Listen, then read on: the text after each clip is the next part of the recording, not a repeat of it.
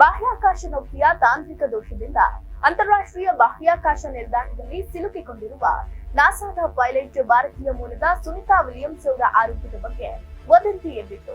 ನಿಗದಿತ ದಿನಗಳಿಗಿಂತ ಹೆಚ್ಚು ದಿನ ಬಾಹ್ಯಾಕಾಶದಲ್ಲಿ ಇದ್ದದ್ದು ಹಾಗೂ ಪ್ರತಿಕೂಲ ಪರಿಸ್ಥಿತಿಯಿಂದ ಸುನಿತಾ ವಿಲಿಯಮ್ಸ್ ಅವರ ಆರೋಗ್ಯದಲ್ಲಿ ಭಾರಿ ಏರುಪೇರಾಗಿದೆ ಅಂತ ಹೇಳಲಾಗಿತ್ತು.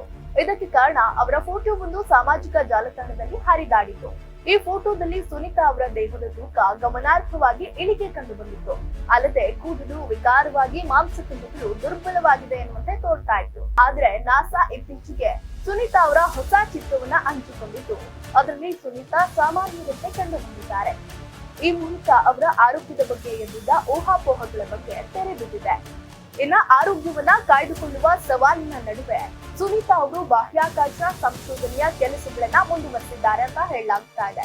ಜೂನ್ ಮೊದಲ ವಾರದಲ್ಲಿ ಅಂತಾರಾಷ್ಟ್ರೀಯ ಬಾಹ್ಯಾಕಾಶ ನಿಲ್ದಾಣಕ್ಕೆ ತೆರಳಿ 2 ವಾರಗಳ ಬಳಿಕ ಭೂಮಿಗೆ ವಾಪಸ್ ಆಗ್ಬೇಕಿದ್ದ ಸುನಿತಾ ವಿಲಿಯಮ್ಸ್ ಮತ್ತು ಬುಚ್ ಮಿಲೋರ್ ಅವರು ಸದ್ಯ ಭೂಮಿಗೆ ಬರೋದಕ್ಕೆ ಸಾಧ್ಯವಾಗಿಲ್ಲ. ಅವರನ್ನ 2025ರ ಜನವರಿಯಲ್ಲಿ ಭೂಮಿಗೆ ವಾಪಸ್ ಕರೆತರುವಂತಹ ಯೋಜನೆಯನ್ನ ನಾಸಾ ಹಾಕಿಕೊಂಡಿದೆ.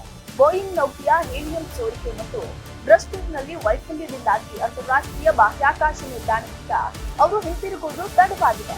ಸ್ಪೇಸ್ ಎಕ್ಸ್ ನ ಸ್ಟಾರ್ ಲೈನರ್ ಮೂಲಕ ಅವರು ಜನವರಿಯಲ್ಲಿ ಭೂಮಿಗೆ ಬರಬಹುದು ಅಂತ ಹೇಳಲಾಗ್ತಾ ಇದೆ.